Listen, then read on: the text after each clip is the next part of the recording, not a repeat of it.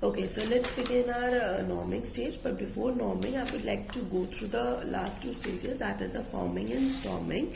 Forming में क्या होता है कि सारे मेंबर्स होते हैं बहुत पॉजिटिव और बहुत पोलाइट होते हैं because they all are new some are like nervous also कि पता नहीं क्या होगा क्या नहीं होगा in this team what other team members got to know basically about the roles and responsibilities because they are not clear to them.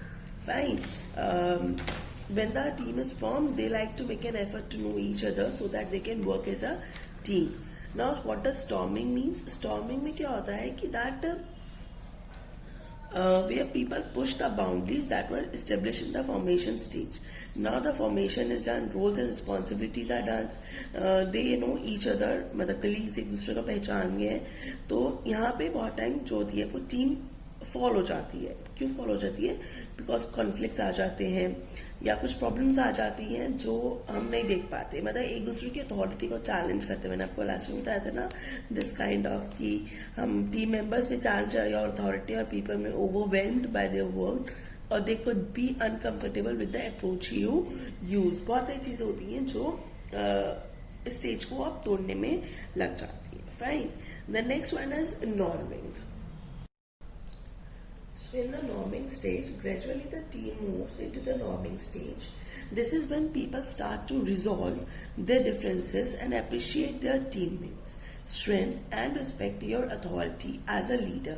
What happen in this stage पे ना लोग जो होते हैं उनके जो differences होते हैं वो खत्म होने लगते हैं, appreciate करने लगते हैं teammates के जो एफर्ट्स होते हैं उन्हें और जो अथॉरिटी होती है आप उसे रिस्पेक्ट करने लगते हो as a leader. You take the authorities as a leader not as a boss. Not that your team members know each another better. अब आपके टीम मेंबर्स एक दूसरे को बहुत अच्छे से जानने हैं.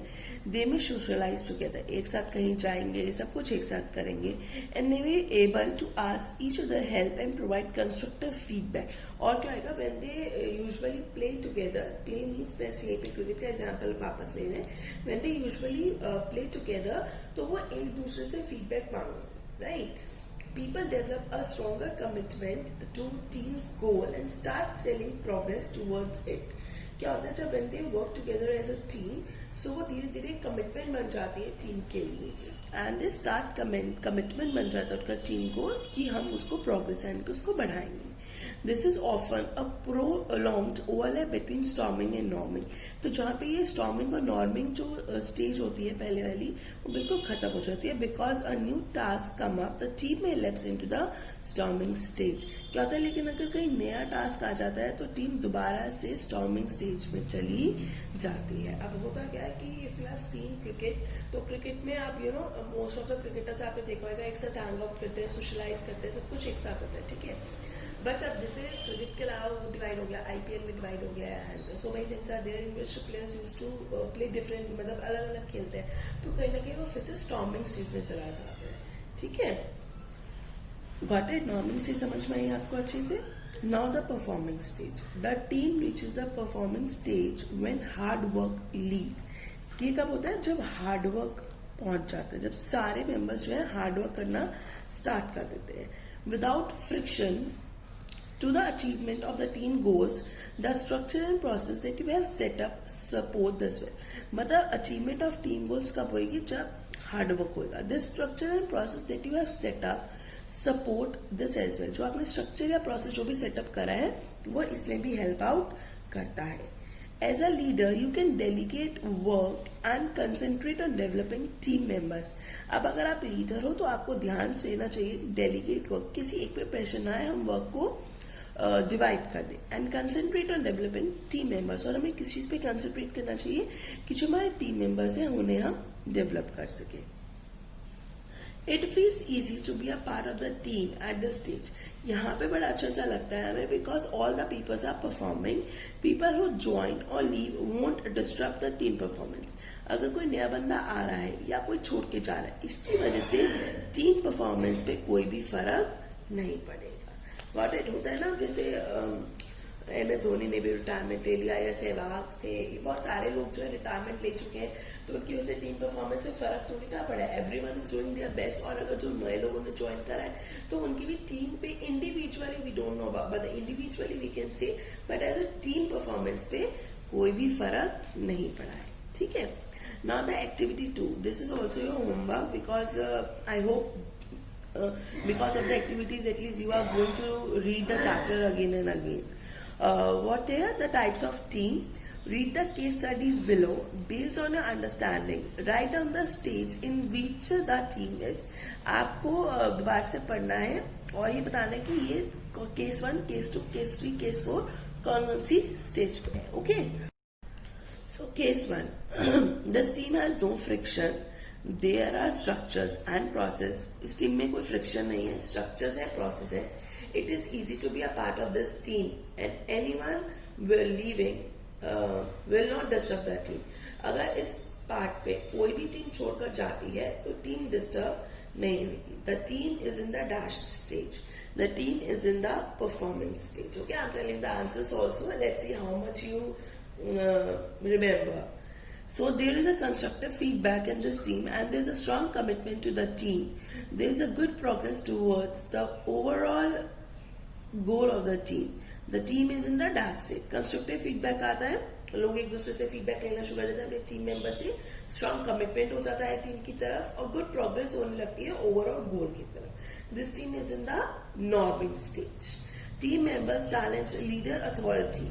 People may feel overloaded with work most of the time.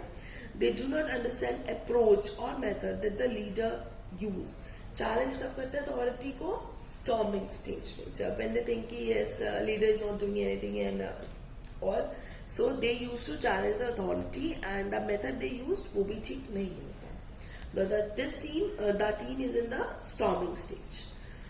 This team is at a stage when many teams actually fail and break. There is a conflict among team members and each one performs to work in his or her own style and method. The team is in the forming stage. Abhi ye stage ban hi rahi. Okay. So before starting the next topic, I would like to tell you one thing. I hope you remember the SWOT analysis, which we have already done. Remember the strength, weakness, opportunities, threats. See, this is not in your syllabus, but still I am telling you. It's because आपकी हर चीज इसी से related है. ठीक है. अब मैं आपको ये यहाँ पे क्यों बता रही हूँ. What happened कि there is two things. Strength, sorry, not threats. Threats आपकी किस स्टेज में आएगी? Threats आएगी आपकी फॉर्मिंग स्टेज में. अगर हम इसे मैं स्टेजेस से रिलेटेड आपको करना सिखाऊं तो हमारी थ्रेट जो है वो किस स्टेज में आ रही है? वो आ रही है हमारी फॉर्मिंग स्टेज में. क्योंकि यहाँ पे चैलेंज करते हैं अथॉरिटी को और हमें नहीं पता कि हमें एग्जैक्टली क्या करना है. रोल्स एंड रिस्पॉन्सिबिलिटीज भी हमें नहीं पता. So this is the stage where usually अगर हम team as a team members SWOT analysis करें तो थ्रेट हमारा क्या आएगा? Forming stage. राइट. थ्रेट्स कह लो या वीकनेस, ये दोनों चीजें हमारी आएंगी फॉर्मिंग स्टेज में. Where are the opportunities come? Opportunities come in the performing stage. क्योंकि यहाँ पे हम जितने ज्यादा कमिटमेंट्स होंगी ये सारी चीजें आएंगी हमारे इसमें. Then the storming and norming are strength. Storming और नॉर्मिंग क्या है? ये हमारी स्ट्रेंथ में आएगी. Student I am telling you SWOT analysis again and again. It's because क्योंकि अगर हम ये अपनी बुक में कर सकते हैं, अगर हम अपने चैप्टर के अकॉर्डिंग कर सकते हैं तो you can do according to your self also. आप अपने लिए भी SWOT एनालिसिस कर सकते हैं. अब आप अपने आप के लिए SWOT एनालिसिस करें कि मेरी स्ट्रेंथ क्या है, मेरी वीकनेस क्या है, अपॉर्चुनिटीज क्या है, थ्रेट्स क्या है. जैसे थ्रेट्स आपके ये हो सकते हैं कि अगर आप बाहर जाओगे so you can have some problem. अगर भगवान न करे हो but still if you come in the contact of any of the people who is having corona so आपको भी प्रॉब्लम हो जाएगी. राइट. ये थ्रेट है आपका. अपॉर्चुनिटीज क्या है? मुझे स्कूल नहीं जाना, मुझे ट्यूशन नहीं जाना, या फिर इफ यू आर गोइंग सम और अगर कोई आपका होम ट्यूटर है घर पर आ रहा है तो this is the opportunity for you. You can clear your those doubts also which are not clear to you. Concept, basic concept जिसे हम बोलते हैं हम वो भी क्लियर कर सकते हैं. तो ये तो अपॉर्चुनिटीज है हमारे लिए. स्ट्रेंथ क्या है? Your family is your strength. कि सब आपका साथ है, नहीं वो पढ़ रहा है उसे पढ़ने दो, वैसे स्कूल नहीं जा रहा. So these are the strength. And what is your weakness? Weakness ये है कि मुझे थोड़ी थोड़ी देर में खेलना होता है. तो this is a weakness from which you have to overcome. ठीक है. ये SWOT एनालिसिस हम जो करते हैं हमें इसे ओवरकम भी होना होता है. Okay. So the next one is the types of teams. Okay, it's a big chapter which we will cover in Let's see. By today we will cover, and in the next video also. So the types of team. Here are different type of teams. कैसी problem solving team. First one कौन सी हमारी problem solving team. This group consists of members who meet to give alternate opinions and try to solve problems. इसके जो team के members होते हैं वो alternative options देते हैं और प्रॉब्लम को सॉल्व करने की कोशिश करते हैं. Since these teams are heterogeneous, they will be able to solve any problem. Heterogeneous का मतलब होता है although they are same but they are different. Although they are same but different means, for example, आपने soap देखा है. Soap से आप करते तो एक ही काम हो, नहाते ही हो. They all are same, like, but they are different. Bed अलग है, लक्स अलग है, पियर्स अलग है. तो हेट्रोजेनियस का मतलब यही होता है कि all are same but they are having the different properties. So है तो सारे टीम के मेंबर्स ही, लेकिन क्या है, everyone is using their own brain. ठीक है, सबके पास सबकी क्रिएटिविटी अलग होती है, तो इससे आपकी प्रॉब्लम जो है वो इजीली सॉल्व हो जाती है. तो what we have learn here a new word, heterogeneous. Generally the team becomes strong when they are together and they complement each other. Generally team कब स्ट्रांग बन जाती है, जब वो एक साथ होते हैं और एक दूसरे को कॉम्प्लीमेंट करने लगते हैं. ठीक है, सो this is the problem solving team. The next is self managed team. Self managed team कौन सी होती है हमारी? This group takes a lot of responsibility and accountability. ये ग्रुप बहुत सारी रिस्पॉन्सिबिलिटी और अकाउंटेबिलिटी अपने आप लेता है. They take on the responsibility of their supervisors. Responsibility लेते किसके बिहाफ पर है? Supervisors. They really do not need a leader. उन्हें लीडर की जरूरत नहीं होती, और अ हेड, ना ही उन्हें लीडर की जरूरत है, ना ही हेड की, to take a charge, because all of them take charge and will accountable. क्योंकि वो खुद ही चार्ज ले लेते हैं और अकाउंटेबल भी होते हैं. Right. Next one is cross functional teams. Cross functional teams क्या होती है हमारी? These are teams from different sections of your class. ये डिफरेंट सेक्शंस की होती है. They form at the same level. Each of them is good at something which will benefit the entire team. इसका best example होता है, quiz होती है हाउसवाइज, आपके हाउसवाइज क्विज होती है ना, तो उसमें क्या होता है कि क्विज है आपकी 9th क्लास की, तो ये सब मतलब ओवरऑल 9th क्लास में से उन बच्चों को उठाएंगे. फॉर एग्जाम्पल आपकी किसी हाउस की है, येलो हाउस की, green house, blue house, red house, तो उसमें से बेस्ट को उठाएंगे and they work together. Right. Cross functional हो गई. पर्टिकुलर हमने सिर्फ 9th A नहीं ली, 9th B नहीं ली या 9th C नहीं ली. We have taken a group. Okay. Then the virtual teams. Virtual teams, I think virtual word is very much clear to you because you all are doing the virtual studies right now. These are the teams that need not to meet but can communicate using technology to work together as we are doing. We are not meeting each other but we are virtualizing. We are connecting, communicating each other to do the work. Teamwork is all about team spirit. We all know that. Teamwork कैसा होता है? It's all about the team spirit. यानी कि एक साथ काम करना. You need to create a continual atmosphere. Continual means a positive atmosphere for everybody to do well. हमें एक positive atmosphere बनाना चाहिए ताकि सारे लोग अच्छा कर सके. You need to have a warm, cordial and a fun-filled atmosphere in a team. एक ऐसा एटमॉस्फेयर होना चाहिए जहाँ पे सारे लोग कंफर्टेबल फील करें और बहुत पॉजिटिव वाइब्स आए वहां पे, which is very important for the team spirit, क्योंकि ये टीम स्पिरिट के लिए बहुत जरूरी होता है.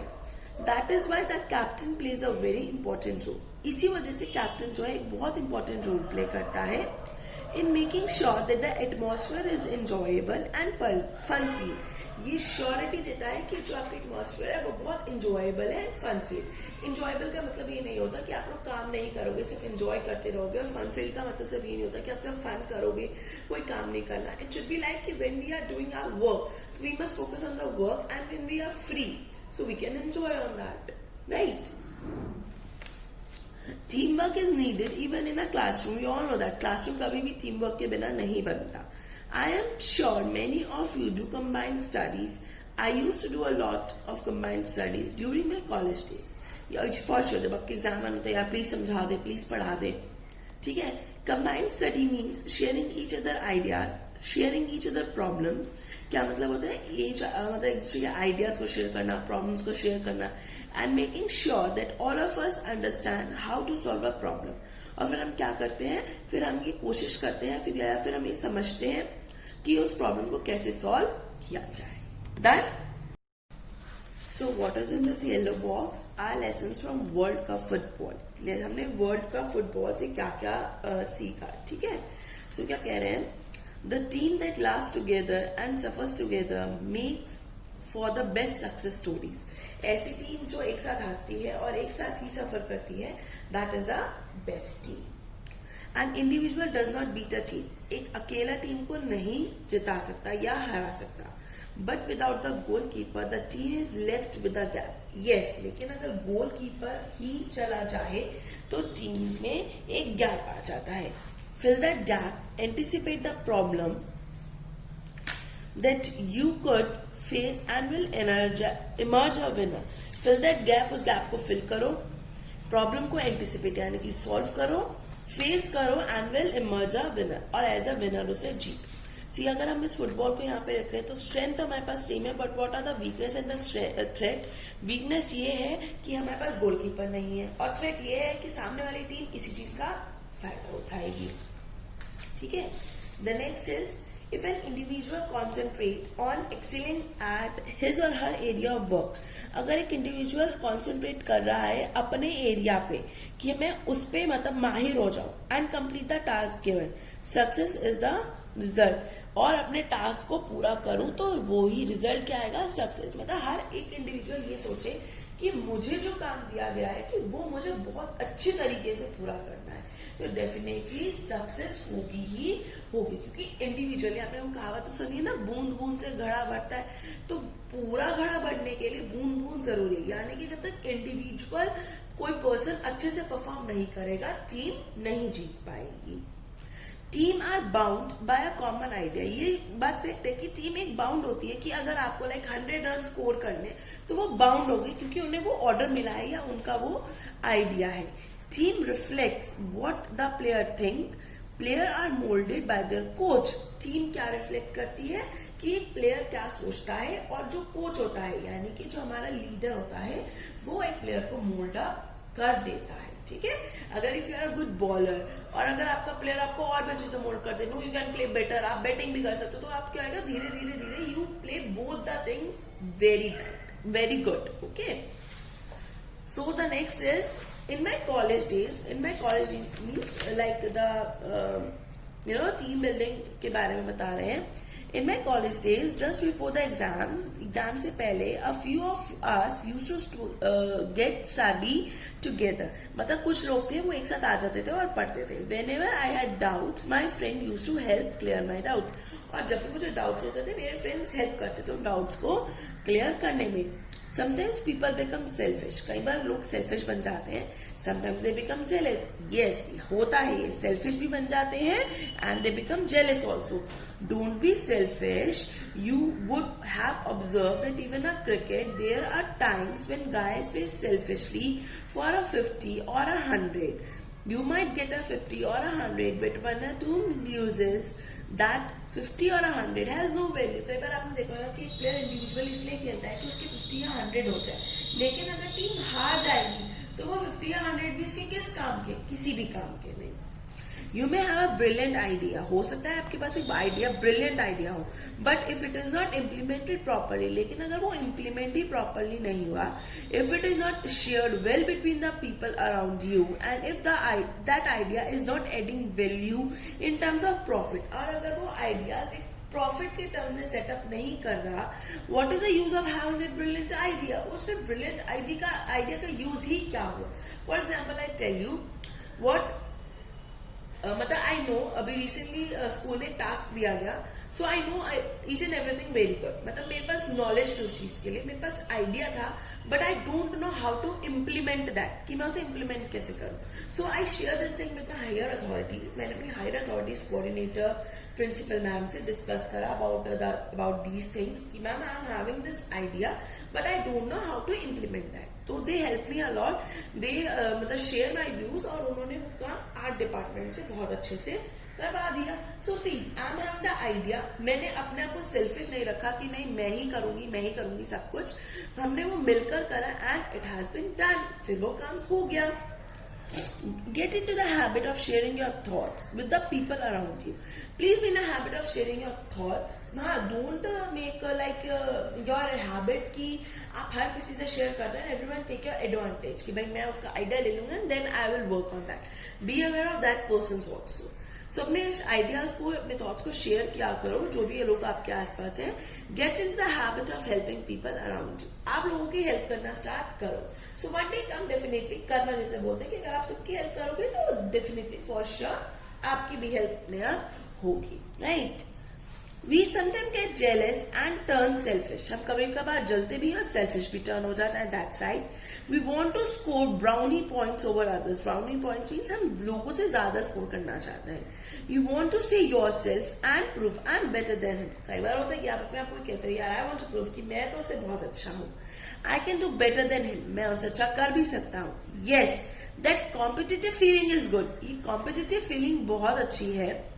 But it should not become a selfish feeling. लेकिन ये एक सेल्फिश फीलिंग नहीं बननी चाहिए. It should not turn into a jealousy. ये आपकी जेलसी में ना बन जाए कि आप उससे जलते रहते हो, इस वजह से आप ये सब काम कर रहे हो. You should be able to enjoy the success of others around you.